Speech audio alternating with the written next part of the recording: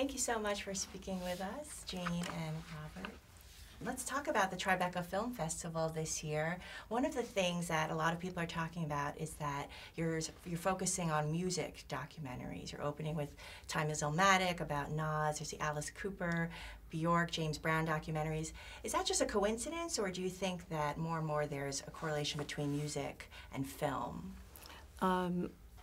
There's always, music is good storytelling, and artists. We always have a lot of movies about the artistic process and what that's like, and music's a lot of fun, and audiences enjoy it, and I wish we had more, actually. We also have a documentary about Clark Terry, too, who is Quincy Jones's mentor, and that will be a special night. And how about you, Mr. De Niro? Are you a fan of any of these musicians?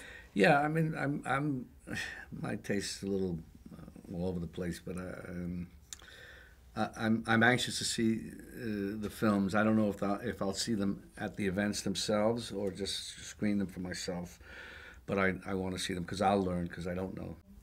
And Mr. De Niro, I was wondering, with television and online networks like Netflix more and more popular, what do you think is the future of film?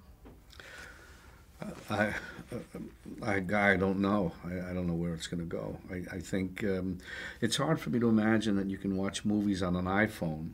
It's a different experience, yet it's possible. On a computer, I understand.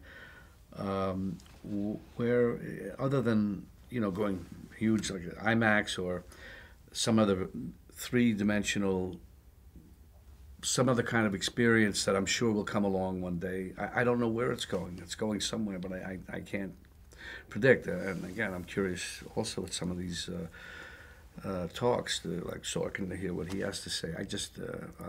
I'm not surprised that whatever will happen. I mean, the audiences are now in control. Mm-hmm. So when you think about it, an audience has the ability to decide where, when, and how they're going to watch something.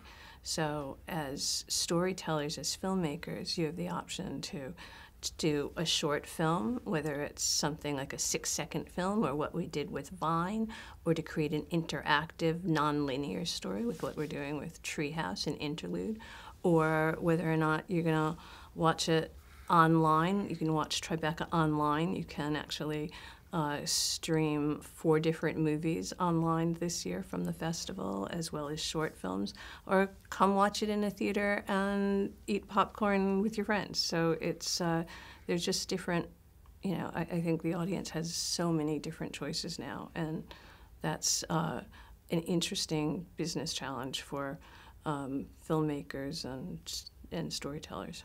As longtime curators and producers yourselves, what are some of the most recent changes or trends you've seen in the film industry, not just in New York, but all over the world? Superheroes.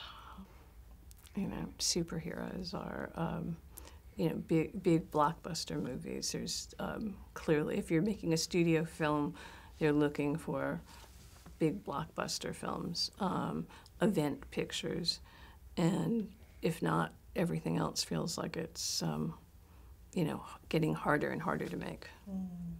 Do you feel that the Tribeca Film Festival tries to balance superhero films, big budget blockbusters, with independent, smaller films and voices that might not otherwise be heard? Yeah.